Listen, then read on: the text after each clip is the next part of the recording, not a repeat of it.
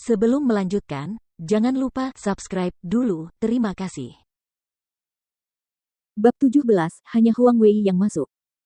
Merasakan perubahan semangat bela diri yang berkembang di belakangnya, Huang Xiaolong benar-benar terkejut. Ini, bagaimana ini bisa disebut roh bela diri ular berkepala dua, ini benar-benar ras naga ilahi purba. Bagaimanapun juga, naga ilahi kembar. Roh bela diri kembar. Sebuah pikiran melintas di benak Huang Xiaolong, ia sendiri kesulitan mempercayainya. Di dunia roh bela diri, orang yang memiliki roh bela diri kembar sangatlah langka, dan masing-masing dianggap sebagai kebanggaan surga. Terlebih lagi, roh bela diri kembar Huang Xiaolong adalah roh bela diri dengan bakat luar biasa. Meskipun roh bela dirinya jauh dari menyerupai naga ilahi purba, namun, ini adalah pertama kalinya ia berevolusi. Ketika ia berhasil mencapai Ordo ke-7, roh bela dirinya akan mengalami transformasi kedua dan pada saat itu, roh bela dirinya akan benar-benar menjadi naga ilahi purba. Setelah keterkejutan itu, semangat pun meledak dari hati Huang Xiaolong.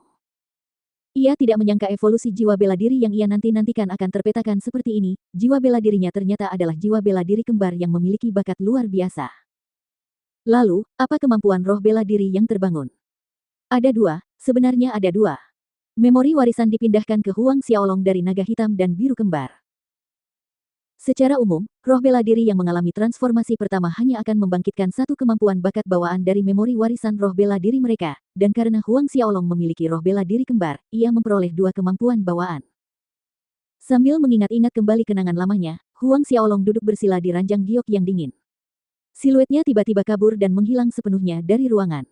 Kira-kira 6 tarikan napas kemudian, siluetnya muncul kembali di ranjang giok yang dingin. Ini adalah kemampuan bawaan jiwa bela diri pertama Huang Xiaolong, penyembunyian ruang. Penyembunyian ruang, tersembunyi dalam ruang dan kehampaan, tak berbayang, tak berbentuk, tak berjejak, tak terlihat. Kemampuan ini terlalu hebat. Sebuah kilau bersinar di mata Huang Xiaolong. Bayangkan, jika Huang Xiaolong tiba-tiba menghilang di tengah pertempuran yang sengit, diam-diam menyelinap di belakang lawan dan memberikan pukulan mematikan sementara lawan tidak mampu menahannya. Keterampilan ini benar-benar sempurna untuk pembunuhan. Meskipun Huang Xiaolong hanya bisa bersembunyi selama 6 tarikan napas untuk saat ini, seiring bertambahnya kekuatannya, durasinya akan bertambah seiring dengan pertumbuhan kekuatannya. Semakin kuat dia, semakin lama dia bisa bersembunyi di ruang angkasa. Jika kemampuan bawaan pertama adalah penyembunyian ruang, lalu apa kemampuan bawaan kedua? Sambil memikirkan hal itu, tubuh Huang Xiaolong melayang dari ranjang giok dingin tanpa makna dan berubah menjadi sosok hantu yang melayang keluar dari kamarnya menuju halaman kecilnya. Kemampuan bawaan roh bela diri kedua, bayangan hantu. Saat menguji kemampuan kedua, Huang Xiaolong menyadari kecepatannya meningkat sekitar sepertiga dari kecepatan biasanya. Bertarung dengan lawan yang kekuatannya setara, untuk meraih kemenangan, kecepatan memegang peranan penting, dengan gabungan kemampuan bawaan kedua jiwa bela diri, dia bisa menjadi sama sekali tidak takut. Huang Xiaolong menarik napas dalam-dalam, berbagai emosi termasuk kebanggaan memenuhi dirinya, aura dominasi terpancar dari tubuhnya. Beberapa saat kemudian, luapan emosinya berangsur-angsur mereda. Tiba-tiba, Huang Xiaolong melompat di udara, tangannya terayun-ayun.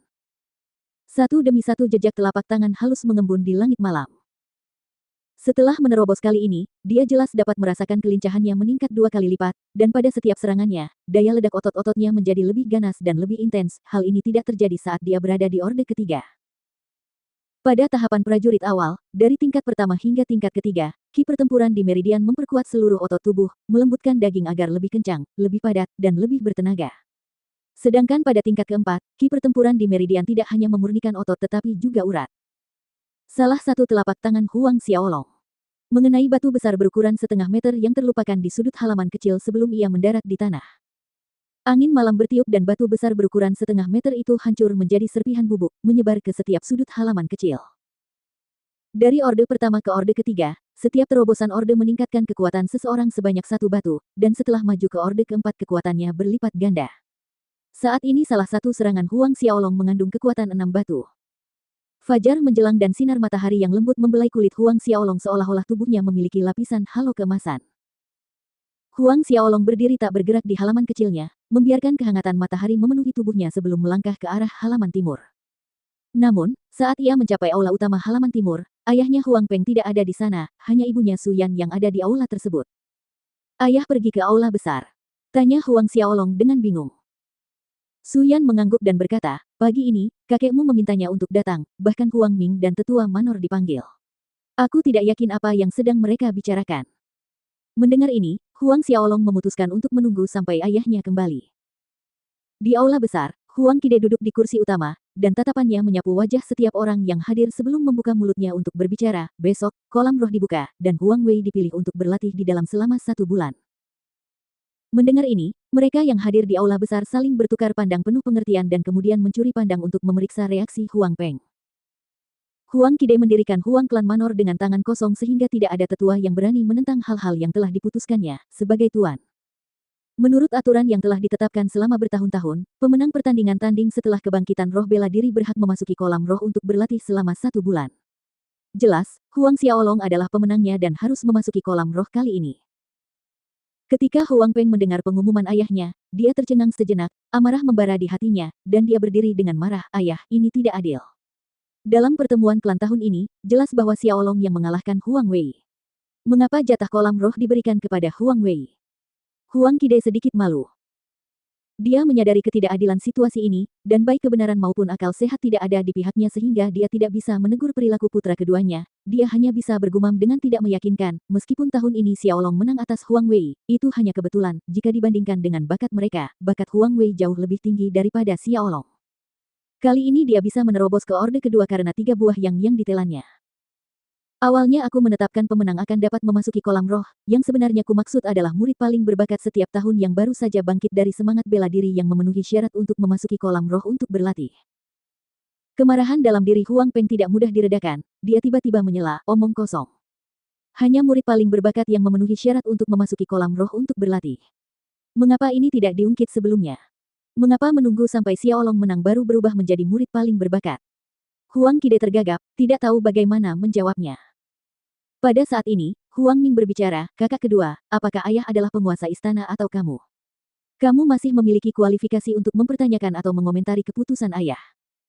Tangan Huang Peng mengepal, dan tatapan marahnya tertuju pada Huang Ming, tetapi dia tidak mampu membantah kebenaran dalam kata-kata Huang Ming.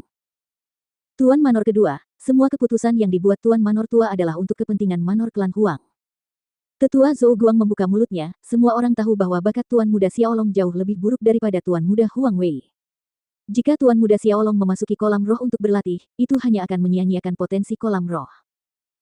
Sambil menunjuk Zhou Guang dengan jarinya, Huang Peng berkata dengan nada keras, "Tutup mulutmu, ini bukan tempat yang tepat untukmu bicara." Zhou Guang menggeliat, dan mukanya memerah, tidak berani mengucapkan suku kata lagi. Sesaat kemudian, Huang Peng dengan paksa menahan amarahnya, lalu menoleh ke arah Huang Qide, "Baiklah ayah, karena ayah mengatakan kali ini adalah sebuah kebetulan, bagaimana kalau pada pertemuan tahun depan Xiaolong masih mendahului Huang Wei?" Huang Qide bingung.